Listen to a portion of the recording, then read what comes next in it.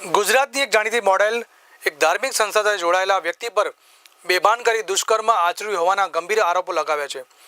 આ જાણીતી ગુજરાતી એક્ટ્રેસે એક પ્રેસ કોન્ફરન્સ યોજી આબુ રોડ સ્થિત બ્રહ્માકુમારી સંસ્થા સાથે જોડાયેલા અમિત રાઠોડ નામના શખ્સ પર જાતીય શોષણ તથા વાંધાજનક વિડીયો બનાવી બ્લેકમેલિંગના ગંભીર આરોપ લગાવ્યા છે. રાજસ્થાનના જાલોરમાં તેણે આ પ્રેસ કોન્ફરન્સ યોજી માહિતી આપતા તેણે પોલીસ તંત્ર તથા બ્રહ્માકુમારી સંસ્થા પર સમગ્ર મામલો દબાવવાના આક્ષેપો લગાવ્યા છે. ત્યારે શું છે સમગ્ર મામલો, ચાલો પીડિત એક્ટ્રેસના પોતાના શબ્દોમાં જાણીએ. એક બે દિવસથી જે ઘટનાક્રમ છે તેમાં મીડિયામાં જે એક અહેવાલ આવી રહ્યા છે, ત્યારે જે ગુજરાતી જે કલાકાર છે પલ્લવી પાટીલ જે મુંબઈમાં પણ કામ કરી રહ્યા છે અને તેમને જાલોરમાં પત્રકાર પરિષદ યોજીને જે બ્રહ્માકુમારી સંસ્થાન છે જે માઉન્ટ આબુમાં આવેલી છે તેની સામે ગંભીર આરોપ લગાવ્યો છે.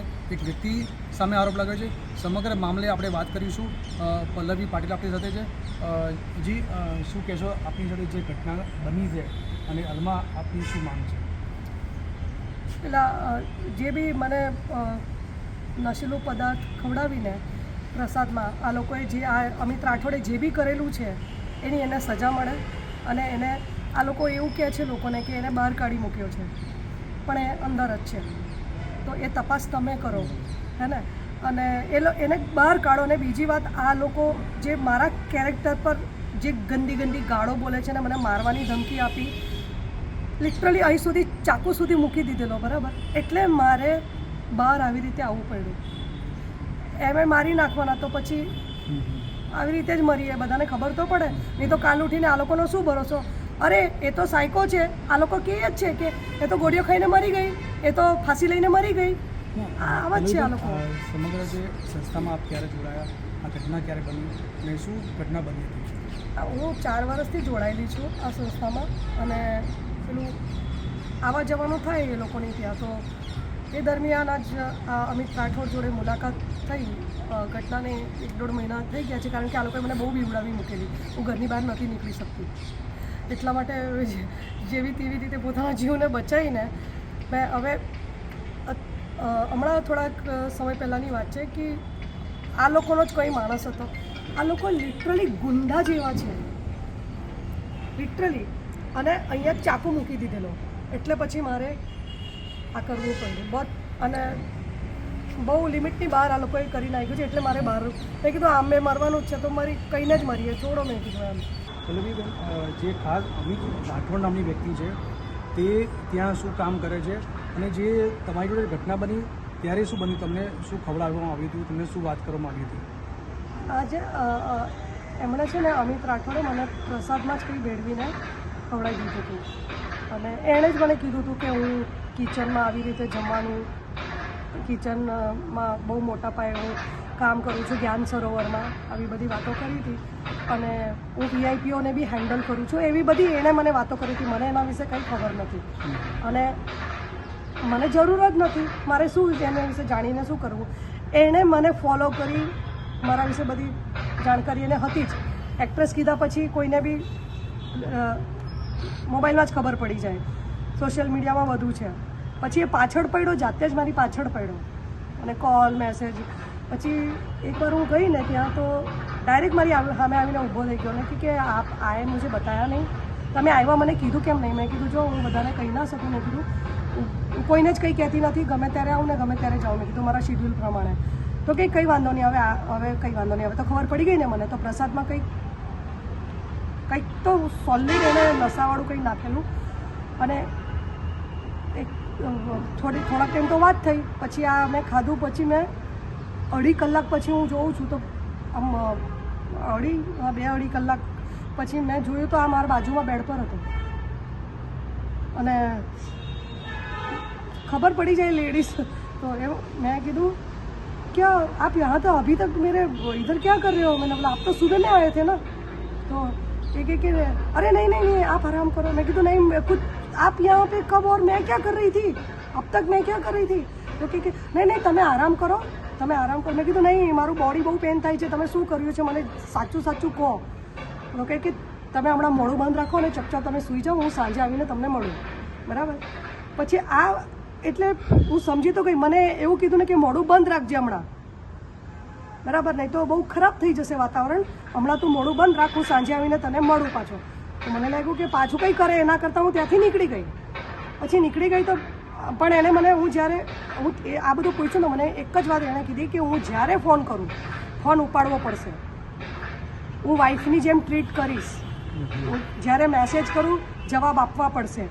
હું જે કંઈ બી કહું એ કરવું પડશે, બરાબર. અને આ જો તે ના કર્યું તો એટલું બધું ખતરનાક છે કે પછી હું જ્ઞાન સરોવરમાં 1 by 1 ભાઈ સાથે તને આ કરવું પડશે. આ કરવો તારી મજબૂરી જ બની જશે. એટલે આવી સિચ્યુએશન હું તારી કરી નાખીશ, એવું એ બોલ્યા મને. તો મેં કીધું કે આ શું કરે છે. મને કંઈક પહેલાં તો કંઈ સમજાતું જ નહોતું ને માથું એટલું ભારે થઈ ગયું હતું, બોડી પેન થતું હતું. પહેલાં તો હું ત્યાંથી નીકળી. પછી મેં બીજા ત્રીજા દિવસે કોલ પર કોલ કરવા માંડ્યો. પછી મેં આ લોકોના એણે મને કીધું કે હમણાં ને હમણાં મને મળવા આવો. મેં કીધું નહીં, મેં ऐसे मिलने नहीं आ सकती आपको. तो बोले कि तुमको आना ही पड़ेगा, मैं जो बोलूँगा वो करना ही पड़ेगा, नहीं तो तुम खुद को देख के शर्मिंदा हो जाओगे. मैं जो करवाऊँगा ना आगे, हमारे यहाँ पे सब कुछ चलता है. चौकी भाषा में बोले लो, हमारे ब्रह्मा कुमारी में सब कुछ चलता है. तेरे को मैं जितना बोलूँ उतना करना. પછી મારે તો જાણવું જ હતું ને. એક તો થયું તો બહુ જ ખરાબ છે, મને એટલી ખબર હતી. પછી હું ગઈ ત્યારે તો જો સોલિડ મને ઝાટકો લાગ્યો છે. એણે પોતાની સાથેની જ બધી વસ્તુઓ, વિડીયો ને બધું કંઈક હતું. હું ફિલ્મ લાઇનમાં જે બી કરું, પણ મેં એ અમારી આખી ટીમ હોય છે, 50-70 જણા હોય છે, ત્યારે અમે વર્ક કરીએ છીએ. એ બી 4 વર્ષથી છોડી દીધું છે. હવે તો નોર્મલ યુટ્યુબ્સ પર ફિલ્મો કરીએ છીએ અમે લોકો, બરાબર. તો આ બધી વાતનો સવાલ નથી આવતો. એક જબરદસ્તી અલગ વસ્તુ હોય છે અને અમે વર્ક કરીએ એ વસ્તુ અલગ હોય છે. એટલે જે આપણે જે વિડીયોઝ કે ફોટોઝની વાત કરી, તમને જે બતાવ્યા એ એમને વાયરલ કરવાની ધમકી આપી, ત્યારબાદ હા, એ કે વાયરલ તો બહાર નહીં, મેં અંદર બધાને બતાવીશ. અમારા જે માણસો છે ને, પછી એ બી તને કોલ કરીને ટોર્ચર કરશે ને તારે ના છૂટકે અહીં આવવું જ પડશે ને.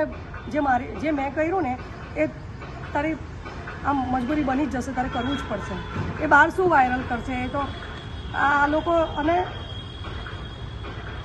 મને એટલા ગંદા શબ્દો યુઝ કર્યા. તું પતા હૈ, તું कैसी है तो कौन सुनेगा, पता है तू हीरोइन है, તું कैसी है तेरी कौन सुनेगा.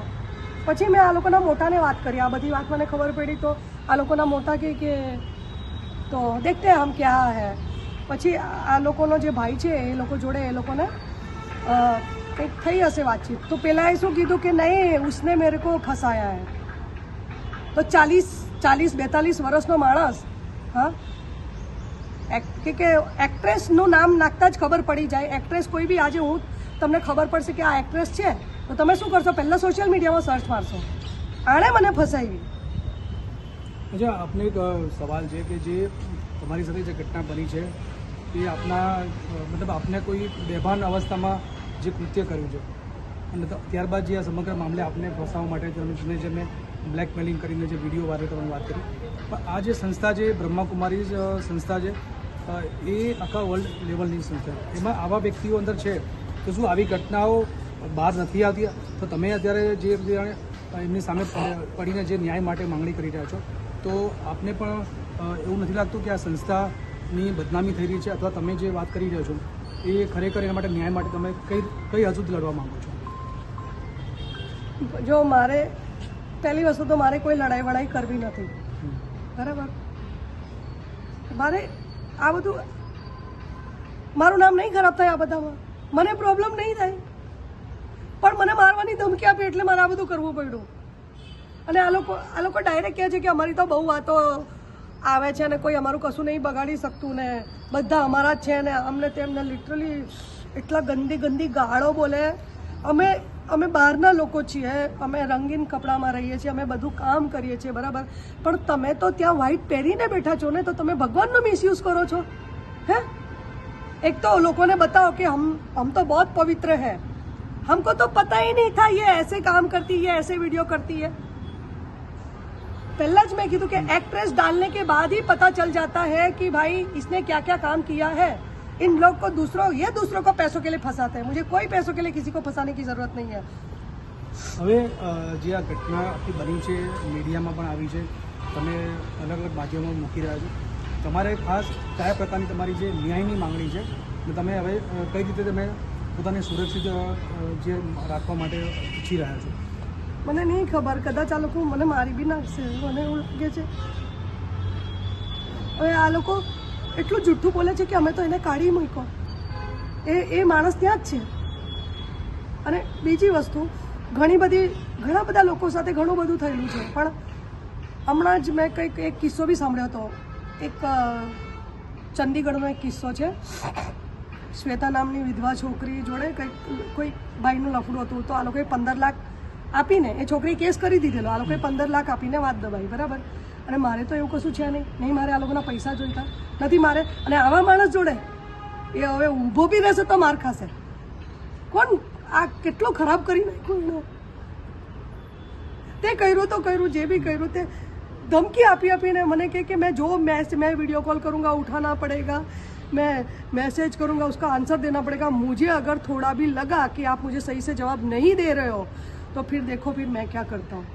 ગુંડા છે આ લોકો, લિટરલી ગુંડાઓની જેમ વર્તાવ કરે ને આટલી ઉંમરની મોટી મોટી બહેનો આ આટલી ગંદી ગાળો બોલે, બાપરે, સંભળાય ના તમારે। બીજાની છોકરીઓને મારા વિશે જ મને જે ફોન કરેલું ધમકી આપવા માટે, લિટરલી ગંદી ગાળો બોલેલી છે, મારાથી નહીં કહેવાય। તો આટલું બધું કરીને અને પછી કેમ બચાવે છે એને? આ મેસેજ જૂઠા છે, આ બધા તમને બતાવી દીધા, બરાબર? હે કેમ છે? મારી પાસે પ્રૂફ છે, મેં તમને પ્રૂફ આપ્યું, એટલે તમારી સંસ્થામાં આવું ચાલે જ છે ને, એનો મતલબ એ થયો ને, એટલે તમે રાખો છો ને વ્યક્તિને। અરે મારી વાત છોડો, હું એક્ટ્રેસ છું, હું પબ્લિક ફિગર છું, મારે બધી રીતના કામ કરવા પડે, મારું ઘર કોણ ચલાવે બતાવો?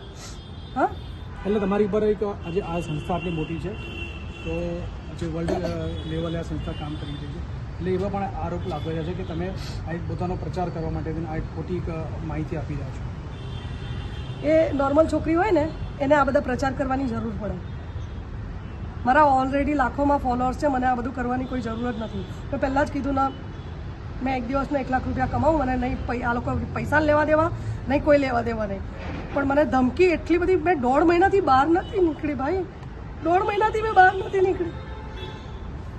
હમણાં બહાર આવી છું તો મને પબ્લિકનું કાલની જે પ્રેસ કોન્ફરન્સ પછી પબ્લિકે જે મને સપોર્ટ કર્યો ને, મને થોડીક રાહત થઈ છે કે આ લોકોની કંઈક તો વસ્તુ બહાર પડી। અને આ મોટા પાયે જ્યારે લોકોને ખબર પડે છે તો એ લોકોને ખબર છે કે હવે તો આપણું દુકાન બંધ થઈ જશે, હવે તો આ તો બહાર પડી ગયું બધું, તો પછી હવે તો એ ગમે તે કરશે। એ લોકોએ તો મને પહેલાં જ કીધું હતું કે હમ તેરે को मरवा देंगे या तो कोई भी केस में फंसा देंगे, वैसे भी तो हीरोइन है, तेरे को नंगी बताने में कितना देर लगेगा। તમારી જે સમગ્ર જે આપીથી જે તમે જણાવી, હવે તમે સરકાર પાસે, તંત્ર પાસે કયા પ્રકારની સુરક્ષાની માંગ કરી રહ્યા છો? ન્યાય માટે તમારે શું કહેવું? આપશે સરકાર સુરક્ષા મને? હું તમને પૂછું છું, सरकार सुरक्षा देगी मुझे? किस हिसाब से देगी बताओ? क्यों ढक रही है ये इन लोगों को? कोई भी संस्था में अगर पता चलता है कि भाई ये भाई ने ऐसा किया है, ठीक है, हाँ, उसको निकाल दिया जाता। तुम क्यों छुपा रहे हो? मेरे पास सारे प्रूफ है ना, तो तुम क्यों दबा रहे हो? इनको पहले ऐसा लगा कि बात दब जाएगी, हाँ, लेकिन अब बात पब्लिक में बहुत सॉलिड उछल चुकी है ना, इसीलिए अब ये लोग सब उल्टा सुल्टा बोल रहे हैं कि भाई हम तो मैं इतनी खराब हूँ तो मुझे क्यों आने दिया भाई? हाँ, अगर मैं ऐसी हूँ तो तुम्हारा भाई क्यों फंसा मेरे में? मैंने बुलाया था उसको मेरे पास आ। બિલકુલથી જે રીતે VR લાઈવ ન્યૂઝમાં આ જે કલાકાર છે, એક્ટ્રેસ છે પલ્લવી પાટીલ છે, તેમને પોતાની આપવીથી જણાવી જે બ્રહ્માકુમારી સંસ્થા સામે અને તેમાં રહેતા એક જે કર્મચારી છે અમિત રાઠોડ નામના વ્યક્તિ સામે જે આરોપ લગાવ્યો છે, તેમને એક ન્યાય મળે અને આ વ્યક્તિ તેમાંથી તેને દૂર કરવામાં આવે, ન્યાય સાથે તેમની સુરક્ષા આપવામાં આવે તે પ્રકારની તેમને માંગ કરી રહ્યા છે। Pravin Jadav, VR live news, Ahmedabad.